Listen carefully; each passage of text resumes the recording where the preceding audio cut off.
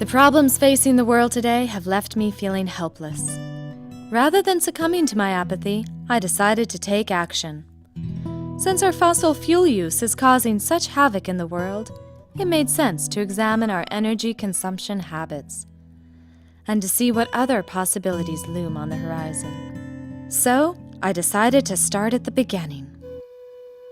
Millions of years ago, during the age of the dinosaurs, plants and trees decomposed into what has since turned into oil, fossil fuels. In the late 1800s, the first slant drilling oil rigs were placed off the Santa Barbara coastline.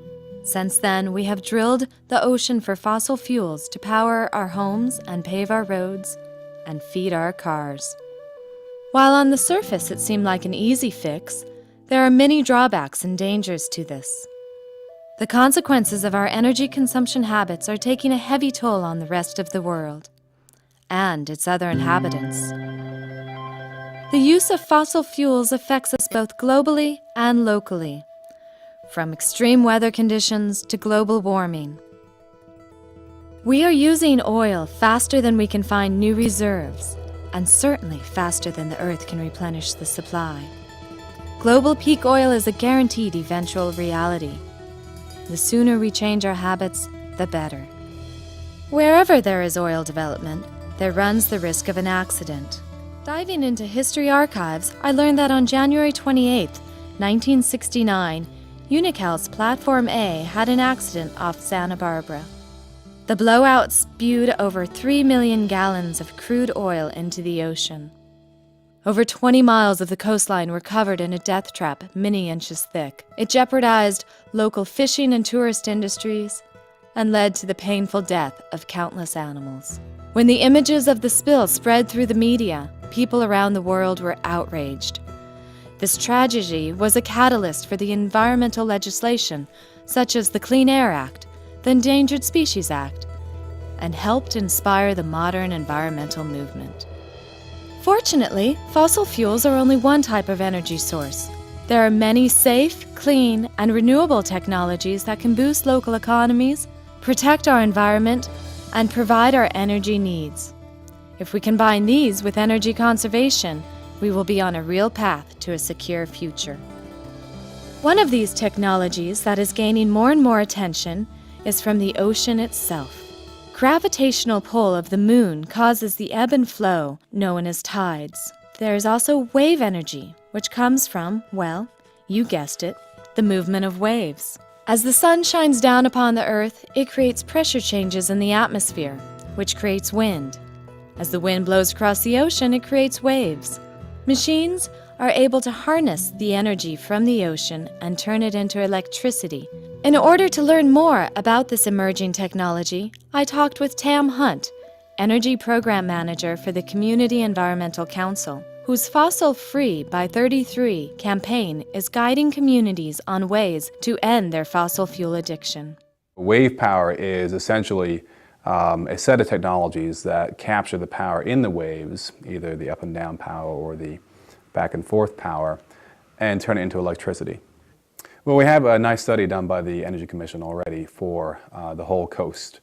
And this study found that when you look at southern San Luis County and northern Santa Barbara County combined, you have enough for about 3.5 million people. Even though it is a younger technology and is currently quite a lot more expensive than traditional forms of power, it has so much potential down the road to produce power in a very low impact way that we think it's really worth examining today.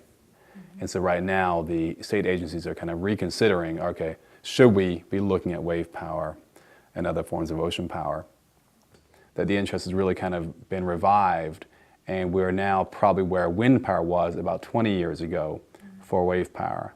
But because of the interest in all things renewable in the last few years, we hope that the development curve for wave power will be a lot shorter than it was for wind power, and I think it will be. Intrigued and inspired by the potential of wave energy, I met with expert Roger Bernard of the Energy Program Research Institute in Palo Alto, California. Okay, the U.S. has a significant wave energy resource. Second, the technology to convert that to electricity is here today. It's emerging, but it's here today. Third, we believe it's going to be an environmentally benign way of generating electricity, much like solar. Four, we believe that a reliable electricity system in the future is going to require a diversity of our portfolio of energy supply options. There's no silver bullet, there's no panacea out there that's going to solve all of our problems, so we need to explore all of them, and therefore we ought to explore wave energy because we've looked at them all. We've not yet looked at wave energy. It's now time to give a detailed investigation to wave energy. Preliminary plans are underway to establish a test project off of Platform Irene in the northern Santa Barbara waters. Platform Irene has a transmission cable that goes from the offshore platform under the sea into the land and connects to a PG&E substation, appropriately called the SURF substation. That doesn't exist anywhere else in the country. After educating myself, I was ready to act, so I called, wrote, and even visited my elected officials to encourage the development of wave energy. How important do you think it is that we try to transition from fossil fuels to renewable energies? What we have come to know about climate change and global warming, we would be foolish and remiss not to pursue this technology as well as other technologies, but this one in particular because of, I think, some of the promising components that have been brought to light by many scientists that feel that this is one potential energy that we need to harness, and we might be able to do it in an inexpensive way that's also efficient, productive, and constructive for our goals to wean ourselves off of fossil fuels. Encouraged with a new sense of hope, I made the commitment to invest what I could into renewable energy companies, and I learned more about what I could do as an individual. In terms of individual action, we have a lot of information on that, and it starts from simple things like changing out your light bulbs with more efficient light bulbs, to driving less, to riding your bike if you can, taking the bus, getting better insulation in your homes, etc. And there's a whole long list of things that we recommend. Do your part to actually reduce fossil fuel use, reduce greenhouse gas emissions, and that kind of thing has an effect in terms of direct reductions in fossil fuel use and greenhouse gas emissions. And it also lets others know that these things are important, and it lets your elected officials know these are important and they can do their part. For democracy to work, the people have to have a voice, and we're all responsible. We can't say, well, gee, we'll let our brother over here take care of it, or we'll let somebody else take care of it, because that's not going to work. We're all responsible to make sure that we develop a sustainable future for the next generation. It felt good to learn more about renewable energy and what I could do to have an active part in shaping our future. And you can too.